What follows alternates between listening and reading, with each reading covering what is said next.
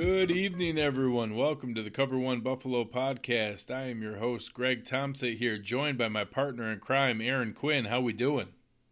I'm doing fantastic, man. It's the most wonderful time of the year, so it is. Can't beat it. For everyone who is not on video and doesn't get to see it, Aaron joined with a fabulous Christmas Santa Claus hat and a Clark Griswold t-shirt, and is really rocking it in full fashion. Dude, it's full on Christmas here at my house. We're wrapping gifts today, playing Christmas music. It starts early here and it runs right through. I love it. So Aaron, I don't know if you knew this, but the Bills are playing the New York Jets again. It's fun and exciting since the last time we met them 4 weeks ago, and the Bills had won the battle of the backup quarterbacks in embarrassing fashion, 41-10. The Jets have continued to lose because they're not good at football. Yeah, and going into this game, I was thinking back on our show before that last game, and obviously we have the difference of having what is supposed to be the two starting quarterbacks, but really outside of that, like, matchup, and I hate in football when they talk about head-to-head matchups between quarterbacks, because obviously neither one really impacts the other's performance, but we still headline it as head-to-head matchups. But outside of that, it's really an uninteresting game still. At least we have Darnold and Allen kind of hopefully battling it out to give us some entertainment value. But outside of that, man, it's the poor NFL in these Bills matchups here over this last month. It's been pretty bad. Yeah, not ideal. And honestly, we're probably going to apply a lot more long-term meaning to the outcome of this game and the performance of Darnold and Allen than what it really implies. I mean, if Allen plays awesome tomorrow and Darnold struggles against our defense, is that really an indication of what the next 10 years are going to be like? Or if the opposite, if Allen comes crashing back down to earth and Darnold plays phenomenal, does that mean that, that's how it's going to be? But obviously, in the short term, that is going to be the referendum that most casual fans walk away with. So I'm at least invested to that point that I want them to look good. Yeah, and it's a funny world we live in with social media and immediate reactions and stuff, right? Because Allen, even though people are still not sold on Allen, he's getting a lot more hype here you're seeing this week. And is that just from a couple good games or decent games, or is there really signs that he's a long-term answer for the Bills at quarterback? I think that the jury's still far too out on that, but you're going to get that. Allen comes into this game, has a bad game, like you said. Darnold plays well. Everyone's going to say, the Jets got it right. They're in much better position moving forward than the Bills, but you can't really get that from one game at a time. It's so funny. You and I are in such a similar position where we haven't really wavered on our stance on Josh Allen in a long time, but the people around us have waffled so badly that before we were saying, hey, let's be reasonable. He has a lot of talent. He has a lot of potential. We've seen some glimpses here, while everyone else was screaming, he's terrible. He's automatically a bust. He's unbelievable. Now we're saying, hey, he still shows a lot of potential. There's a lot of glimpses here. Let's give him a chance. And everyone else is, oh my God, we have the second coming. So we're saying the exact same thing, while the people around us have now swung from he's automatically horrible to, oh my gosh, we have the answer. And neither of them were true. But the entire time, he was a gifted, raw prospect who had a ton of potential, who, if given the right situation, could develop into something special, but might not. And right now, we've seen glimpses that are special and look really cool, but also some rough, ugly moments and not the sustainable, consistent stuff that we need. But it's at least nice that I think he's shown enough that you still have plenty of confirmation bias going on online and people still trying to say he's trash. But I think you've seen enough people come around to be like, wow, the Bills might actually have something here. Maybe they have the guy of their future. And it's probably not as great as some people have put it that, we absolutely have our franchise guy. But the fact that now enough people are around it to say, we might actually have something here. And he's shown glimpses that if he harnesses that, if he makes that more consistent, this might be special. That's kind of fun. And it feels good to hear people talk about the Bills and it's not mocking or sarcastic or anything. It's now genuinely identifying that, hey, everything's not great there, but here's a couple cool things going on. Yeah, no, I think one of the cooler things, and obviously Kelly was the one that did not have anything good to say about the Bills and the Bills situation after that game. But a lot of the Miami reporters were coming out and even saying, I saw one article that said, Miami may have won this one, but long term, and this is kind of to the conversation we're talking about with this Jets game coming up in the future. And the Miami Raiders were saying the Bills have a better situation and have a brighter future than the Dolphins, even though Miami got this game today or on Sunday. The Bills' outlook is better moving forward, and that's really all that Bills fans should be concerned with, right? I don't particularly care what the end result of a Sunday game is. I do in the moment. We've talked on the podcast. In the moment, I'm still a fan, and I want to see my team win. But after the game's over and they've lost, I take a look and say, long term, do I feel better about this team 2019, 2020 and beyond?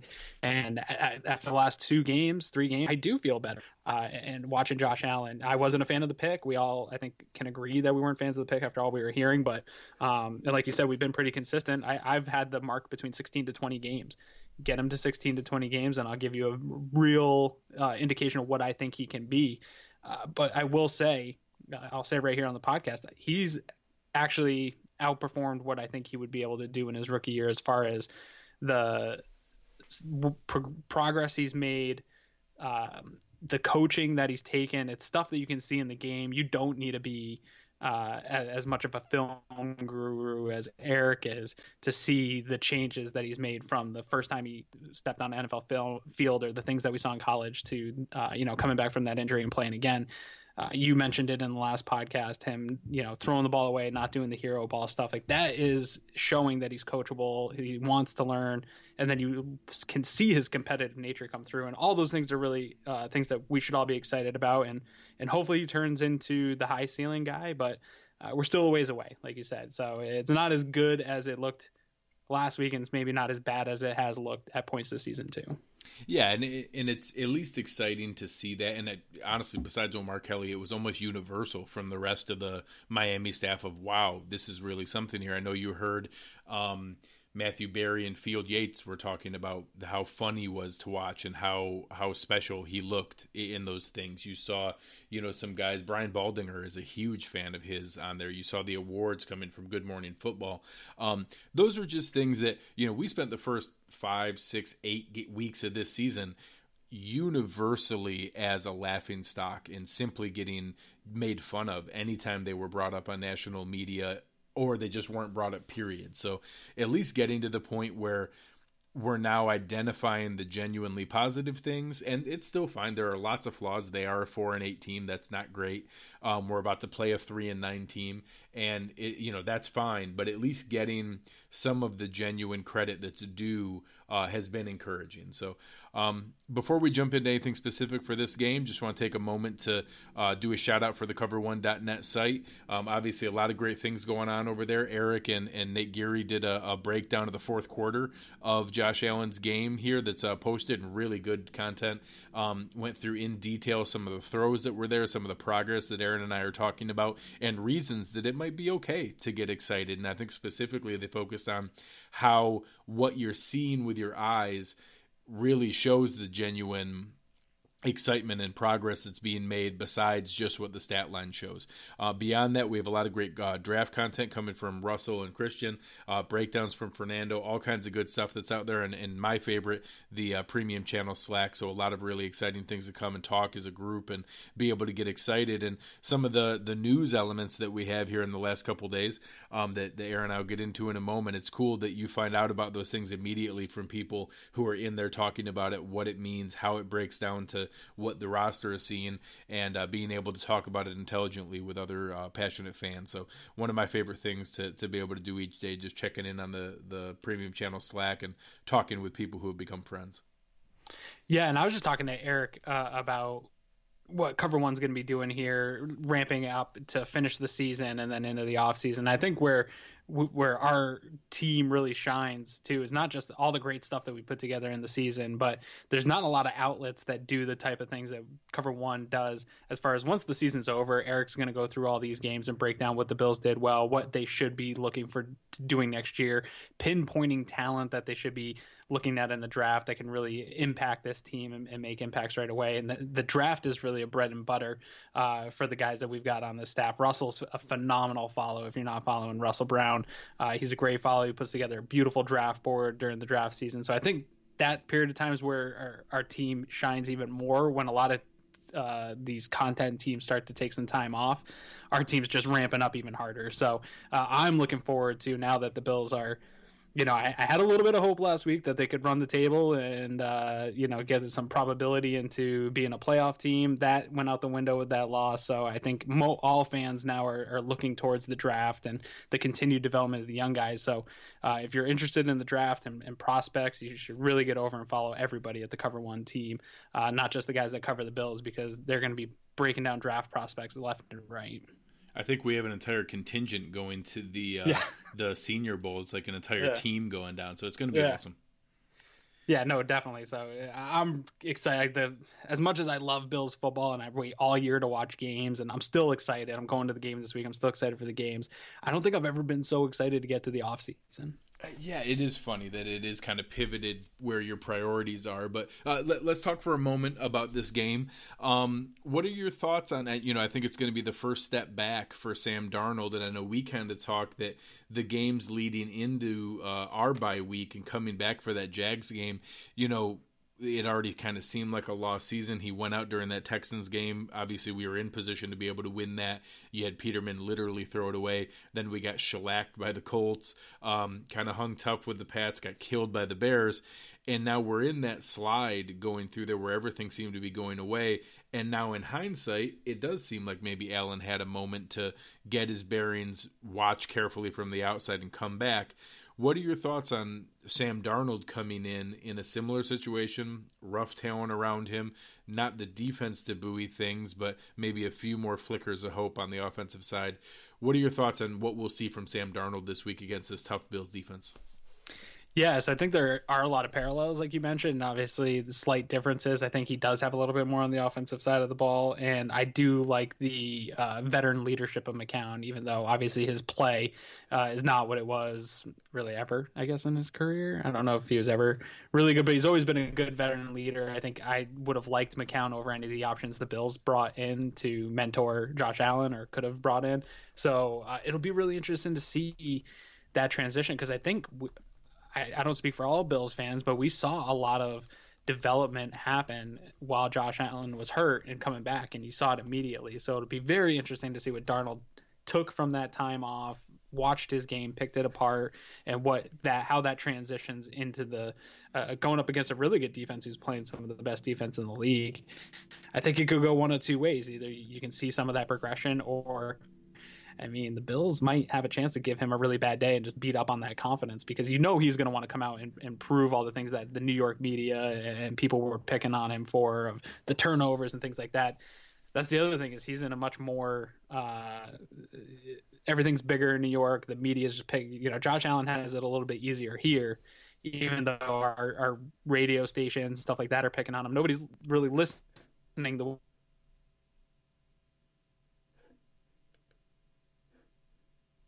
good impression, and it's going to be tough for him, man. The Bills defense, a couple injuries that we saw, Taron Johnson and stuff, but I think that they're still one of the best units in the league, and it might make it a really rough day on him.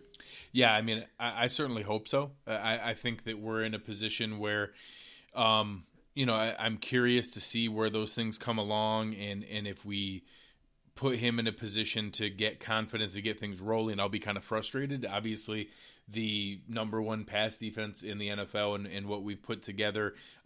We were great last week from a yard standpoint, from a third down conversion, but we did give up some things in the red zone that hopefully we can tighten up. A lot of that was based on pressure. Obviously, pressure on a veteran quarterback like Tannehill isn't the same as pressure on a rookie like Darnold, so I really hope they can ratchet that up and really bring the heat to put him back on his heels.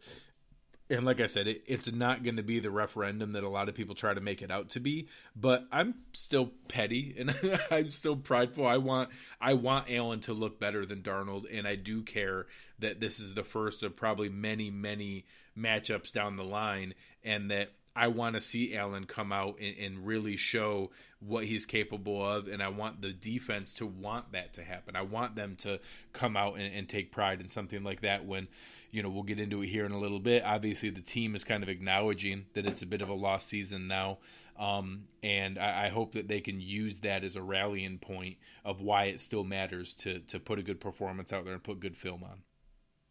Yeah, and I'd like to think you see you see Allen on the sideline with the defense. It seems like the team really rallies around the guy, that his personality is infectious, and I think in the short period of time that he's been here, he's really won over a lot of these guys. And it was talked about in the draft process with all the stuff from his Twitter account, and people are like, how is he going to handle being in an NFL locker room? Or guys going to rally behind him? I think it's all behind him. I think the team is fully bought into Josh Allen. I think they love him, and I think he's going up against another rookie, and I think these guys care about that too, about me. Hey, we want our rookie to look better all across the board. So I think there's a lot to play for on both sides of the ball as far as the stuff within the game. And then you also add in that the relationship that Darnold and Allen built over the summer, working with Jordan Palmer, they become great friends. They text and stuff all the time. And anybody that's competed in sports and has had the chance to go up against a good friend of theirs or anybody that's close to them knows that it's extra fun to stick it to your friend, and it brings out an extra level of competitive nature. And these guys are in the NFL. I know you don't need anything extra, but if you don't think that matters, it for sure matters, especially in a lost season like this. I was just going to say that, getting to the point where there isn't a lot of obvious motivation for a 4-8 versus 3-9 team game, having pieces like that can be a little bit extra, can be something. And I think you heard Jamal Adams had some comments today about how embarrassing it was to get smacked 41-10 like they did, and how it's personal and that there's no love lost between these teams, and that they are looking to come out and try to regain some pride in doing that. Yeah, and didn't Jamal Adams I know Jalen Ramsey's comments about Josh Allen really were the ones that stuck out the most. I'm pretty sure Jamal Adams was online talking about how he couldn't wait to intercept Josh Allen passes. So I wonder if the media is going to trudge any of that up this week and add a little bit more fuel to that fire. But I remember putting in the back of my mind that I did not like Jamal Adams anymore. I liked him as a prospect in the draft and everything. I thought he was a great prospect. He's a good football player, but as soon as I read that tweet, I was like, I don't like this guy. Yeah, he was the one. So it'd be interesting to see if that gets brought back up. Yeah, he was the one saying, can't wait to catch passes from one of my favorite quarterbacks. Yes. Yeah, so I was like, let's get that drudged up, Bills Mafia. Let's get that, make sure the team has that on the in the locker room. Yeah, I like it. So looking at, obviously, not a ton else to break down in the game. We went into great detail just less than a month ago. But we actually have had a pretty busy, news week here in the past 48 hours. Yesterday, getting into the very surprising release of Kelvin Benjamin and Andre Holmes, along with placing Russell Bodine on injured reserve, and then the news today about Taron Johnson going for surgery. So let's kind of go through those one by one. With the receiver releases, what was the first thing that crossed your mind when you heard that Kelvin Benjamin and Andre Holmes were released? Well, Kelvin Benjamin, obviously about time. The timing was a little weird. I get that they were probably waiting to totally have this lost season. It would have been nice to have just dealt him for anything if they I don't know if they tried to at any point or what they could have got for him. It would have been nice to get something in return versus just him go. It is always hard to lose a trade. I know a lot of fans are getting hung up on the fact that they lost that trade and what they gave up, but I thought McDermott nailed it on the head when he said in order to get hits, you got to get up to the plate and take swings, and sometimes you swing and you miss, and your team can't be afraid to do that. And I love hearing that from this team because they are going to have to do that, and some of these ones are going to have to really hit in the next 2 years, but you can't hit a home run unless you take the swing. And even the best of the best have had misses. Bill Belichick's missed a ton.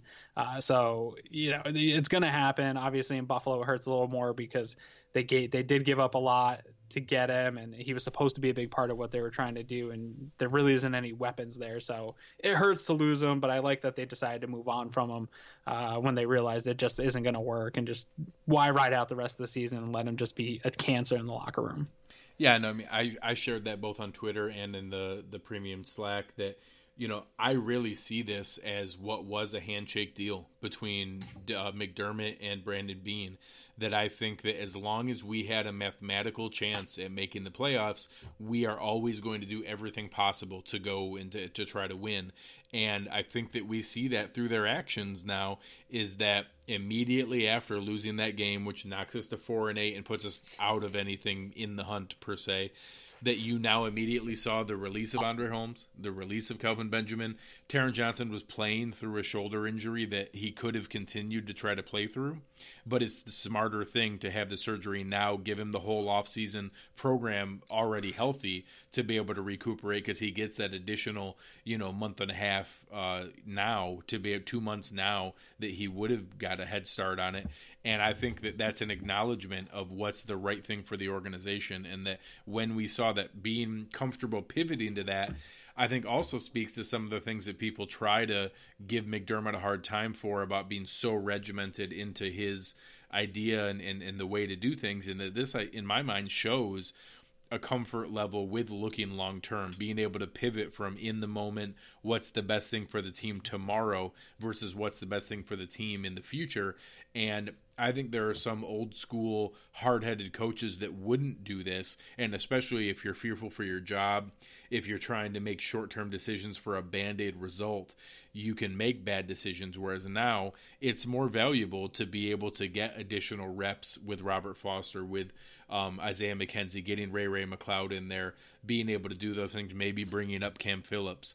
And I think it at least speaks to their long-term vision and genuinely buying into the process and being hand in hand, as Beane and McDermott are together. I think it really speaks to that and shows their ability to look at that long-term. So I agree, it's painful, but I also think that you get into that gambler's fallacy where I already invested in here. Maybe if we wait a little bit longer, he's going to give us back something there. But he was already a sunk cost. We weren't getting that third-round pick back. We weren't getting that money back. We realized we are not re-signing this guy, pretending that letting him play out 4-6 more games is going to somehow make us feel better about that investment is just wasting it and making it worse. You're throwing good money after bad. So just cut our losses, move on, be ready for that. I think Andre Holmes probably just got caught up in that. They're like, hey, if we're going with the youth movement, we are going to release him next year, which is interesting. He was under contract next year and was there as a potential piece that didn't automatically have to be cut. So I think that he just kind of got caught up in the numbers game of, if it's a youth movement, it's a full youth movement. Yeah, I never loved the idea of Andre Holmes on this team. I got into plenty of Twitter arguments about Andre Holmes, and I understood the special teams value, but I think that you can get that value out of other low-depth players versus just keeping him on the roster. I would have liked to have kept other younger wide receivers all year than Andre Holmes. I don't think Andre Holmes is a good NFL wide receiver. I think he's maybe adequate at best, and you're not going to get any. There's no ceiling really to try to reach with him. So I would have much rather given that roster spot to a younger player. And even if they aren't a good special teams player, kind of teach them how to play special teams. Special teams has been an issue all year. So I don't see the reason to keep these guys like an Andre Holmes that are supposedly really good special teams players, because they're not lifting the level of the play of everyone around them on special teams. There doesn't seem to be real great.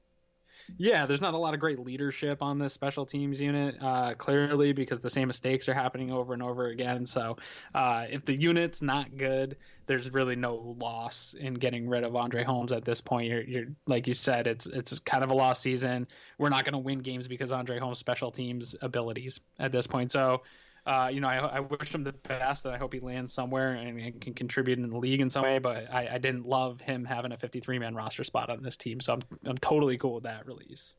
Yeah, and like I said, if you're competitive and you're really driving for a playoff spot, and you convince yourself that maintaining that level of production from a special teams standpoint could be the difference in being able to win a game here or there. But now, like you said, getting those reps for a younger player that maybe you need to find out, can Robert Foster be a gunner next year? Can he provide that additional element? Because he's not going to be your number 2 receiver next year in a rebuilt offense. But you want to find out, hey, can he be a core part of this roster? as your fourth or fifth receiver because he also contributes on special teams. You need to know that in live reps, and you need to know that when the bullets are flying live. So I like that a lot. I like the opportunity, again, for Ray McLeod. Maybe the Isaiah McKenzie thing lit a fire under him, and he's going to show he has something to contribute. I'm excited to see that. Obviously, it's a shame to see an injury to someone like Russell Bodine, who was not good, but was starting because he played better than Ryan Groy did the first couple games. So now maybe we see Groy having to re-earn that spot. Maybe he's salvageable for the last couple games here, but that's another guy that I'm not sure we see here next year on the roster. I'm curious as far as Russell Bodine goes. That's a $2.5, $3 million player. Is that the kind of veteran backup that you want to be able to be in there to be serviceable? Or is that another guy that maybe we see, cut by the wayside? I think that you're seeing that kind of movement, and it's nice to have that as a backup plan, depending on who you're able to lure in free agency. You don't need to just release him on principle. But if you do go out there, say we do stumble into convincing somebody of the caliber of Matt Paradis, maybe you do keep a cheaper player as a backup because you feel more confident that you have a high-end starter. And you want someone more as a swing internal guy like Groy rather than someone like Bodine who's more specific to a center. So I think that'll be curious to see. And then obviously I know we've both kind of fallen in love with Taron Johnson and what he's provided. So I'm happy to see long term. I think that's the right thing to do. Give him the surgery now, give him the whole offseason program healthy rather than eating up 2 months of the offseason program because we made him struggle through 4 more games playing with a torn labrum or whatever the heck it was. Yeah, it's not good for the team if, like you said, being out of contention. We've got enough tape on what Taron Johnson can do at the NFL level. He's got plenty of stuff to work on this offseason, plenty of stuff to get better at, and whatever he's got to do. And the only way that he's going to really be able to attack that is to get healthy. So it makes sense for all parties involved for him to get this surgery, get that rehab process started tomorrow. And move forward with the rehab process so that he's ready to go into the offseason, really attack it, because he's going to be a big piece of this defense moving forward. They found that slot cornerback. Now they got to get the cornerback number 2 to line up with him and Trey, and they've got that position pretty much locked down for week 1 going into next year, and that's got to feel good for everybody in the Bills front office.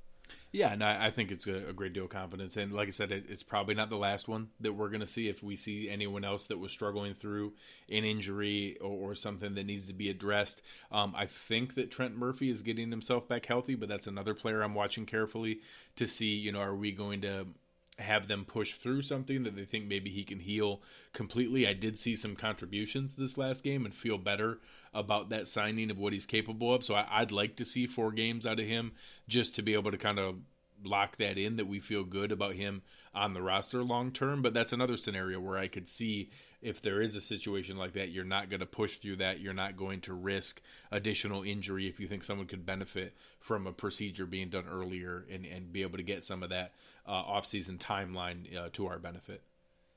Yeah, maybe they could start on Charles Clay's knee replacements now too, since he's totally, he's useless for us right now too. So, and I'd like to see other guys get reps, but obviously that was a joke as far as a knee replacement goes. But yeah, no, I totally agree. I think it's maintenance starts early for this team, and it's really going to be a benefit to the young guys. I think to the point of Andre Holmes, you mentioned Robert Foster. Can he be a gunner? I think another guy to keep an eye on special teams is Sierra Neal. Yeah.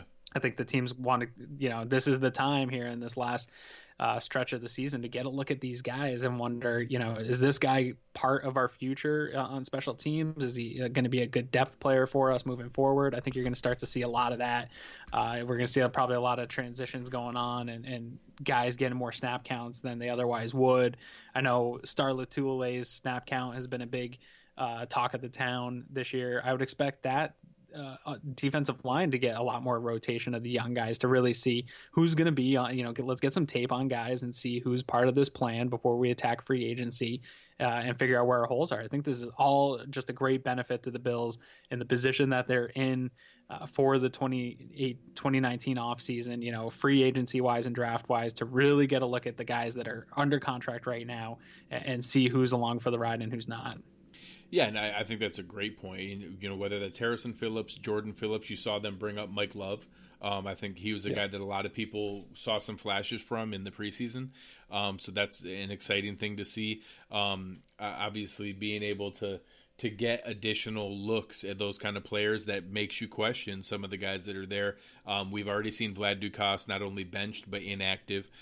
We saw that they've had John Miller inactive because of the injury. I'm curious if we see him come back. I'm curious. Although I will say Jeremiah Sorrells really struggled this past game. I think bad. PFF had him at like 13 or 14 pressures. So there is a line, because in my mind it's fine, let's make him inactive. Let's get rid of Jordan Mills too. Let's see what we have. But you can't do that to the detriment of Josh Allen. We can't put his health at risk. And you can't put his development at risk where he's running like a chicken with his head cut off just to survive. So maybe we do see John Miller come back in because he's not good, but he's better than Searles. We saw some limited reps from Ike Boettger. Maybe that's someone we see get a chance here. I don't know what the difference is between Connor McDermott and your favorite carpet stain, Jordan Mills. Okay. I don't know if that's a discernible difference, but maybe we find that out maybe they give McDermott 2 or 3 series this week or something like that to kind of test it out. But those are the kind of things that we could see. I think it's hard to tell someone like Kyle Williams, we're cutting your reps. So I think he's going to play as much as he wants to play. But I think you could see that with Starr, and you could see a little more rotation of Harrison Phillips, Jordan Phillips. I think that you can tell Jerry Hughes that we're going to manage that a little bit because you are a big part of our future still, and we want to take a look at Love. So there's some pieces there where I could see that. I'm curious, especially if we've talked on the side, I have a feeling that Brandon Beane and Lorenzo Alexander have a pretty good idea whether Alexander's coming back next year.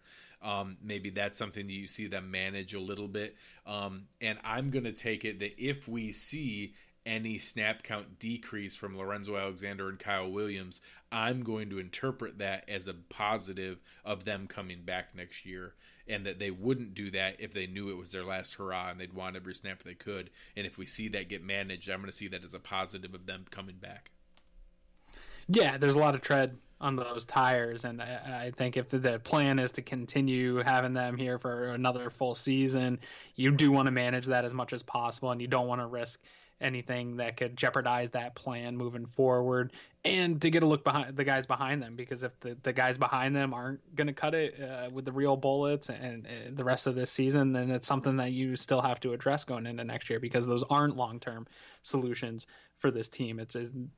Next year, Kyle Williams and both Kyle and Lorenzo, as good as they're playing, you need to have something really solid behind them, because that drop can happen at any moment for either of those guys. And we're starting to deal with guys that are older.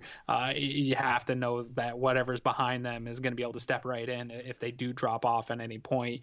To the point of rotating along the offensive line, that one is probably the one position that does concern me, of throwing some guys in there, because we always talk about the continuity of that unit being so important to just the whole offense working. And obviously the run game is having its own issues with the offensive line and Shady, and I still do think Shady's part of the future here for the Bills, but that development of Josh Allen would concern me. You start putting some pieces in and the guys don't all communicate the right way, and obviously we've gotten pretty lucky the last couple of weeks where Allen hasn't really taken any big shots. He's been able to elude sacks and get out of the pocket, but you still don't want to put him in those situations as much as, you want to manage that as much as you can and try to keep him upright and clean as much as you can. And I think you start throwing some guys in there and you're really playing with fire. And that's where I would get a little bit concerned. I start seeing Connor McDermott come in, even though Mills isn't going to be great. I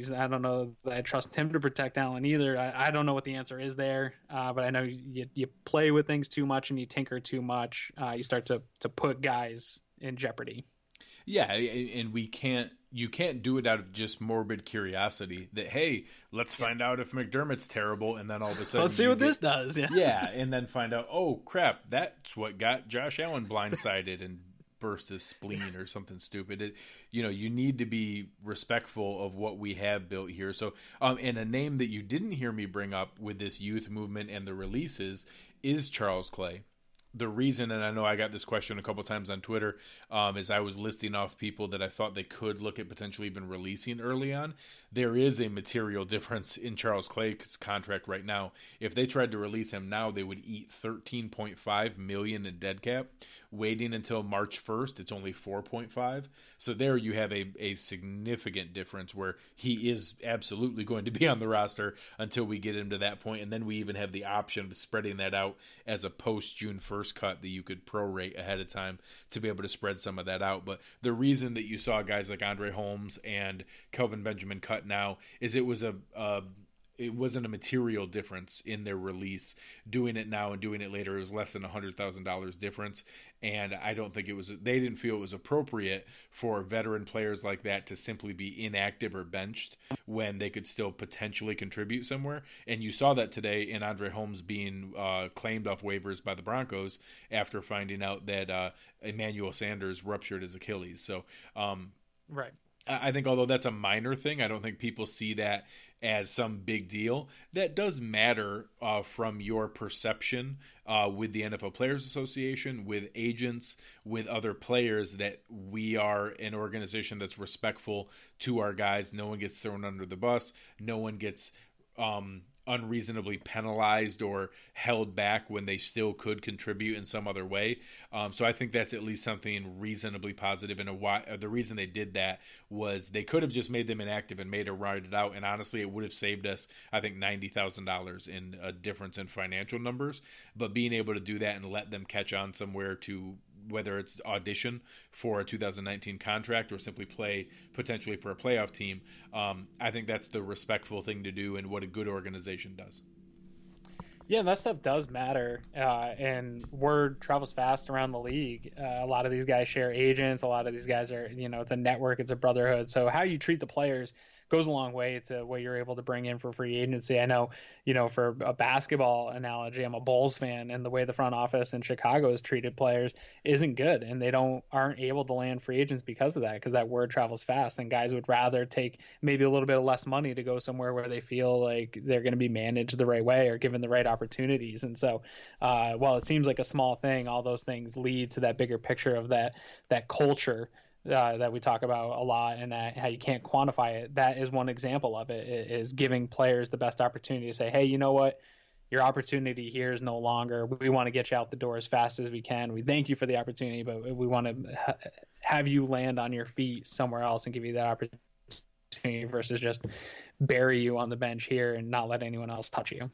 Yeah, and again, we're not trying to say that this is some huge benevolent thing that we should be applauded for. The humanitarian effort, yeah. But it's simply in an opportunity where you could have had a negative interaction or a positive interaction, don't make it negative for no reason. So this is just an area that it's not something that all of a sudden is going to make the Bills amazing or that people are going to go out there and applaud us for, but it was an opportunity that you could have made worse and you could have made more difficult by handling it inappropriately, and instead you did the right thing to be able to handle that as respectfully as possible, and that's at least a net positive in the overall relationship that you can have with players. So it's just something that I think good organizations do, and that I like the idea that we're making intelligent decisions as an organization to try to make a positive impact on potential future clients or future agents that we have to deal with.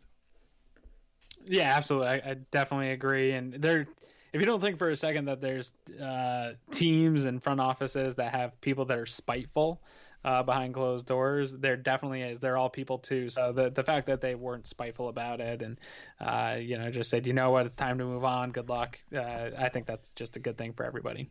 And I mean, along those lines, I think some people aren't a huge fan, but I actually like the coverage that Benjamin Albright puts out there sometimes. I think he's intelligent. He pointed out some things with Oakland today that a lot of people are laying all of the Khalil Mack and Amari Cooper things at the feet of John Gruden. And he said, hey, don't underestimate what a spiteful owner can do if you think that reasonable contract offers weren't accepted, and that now you vowed that you're not going to pay them and that I'm going to move them rather than let them walk away. Stuff like that matters when you're dealing with agents and maintaining that kind of positive relationship. I'm glad that we don't see that kind of ridiculous interaction from the Pagulas or from Bean on their behalf. So it's, again, not a huge deal, but a positive in my mind. Yeah, no, definitely. And that's interesting. I'll have to go check out that tweet because it definitely exists and we don't have it here. And I think that's part of the culture that they're trying to build. Yeah, absolutely. So, again, talked a little bit about the Jets matchup here. Talked about some of the news: Kelvin Benjamin, Andre Holmes, Taron Johnson, Russell Bodine. Some of the things we have there. I know that there was Denzel Rice was signed as a potential slot corner replacement for Johnson. We brought up Mike Love from the practice squad. There is still an open roster spot that at this moment I haven't seen filled, and my understanding is they brought in a handful of free agent centers as a potential backup plan, because although we have some guys like Butker and others who can play guard and interior, I don't know that we have somebody who has a lot of experience snapping the ball other than Ryan Groy. So now you can work on that in a pinch, but I think they'd rather bring in somebody who has professional experience with that. So I expect that to be filled by an interior lineman, but that's not a guarantee because we certainly can go with 9 linemen on the roster and just take 7 active into game day and have Butker work on it in practice. So I'm curious where we see that go, but my guess is we see a center signed here in the next day or so. Yeah, I mean, the other guy I would look at might be Tre'Davious White. Obviously, he has he's a multi-sport athlete, having given up 0 goals in high school as a goalie.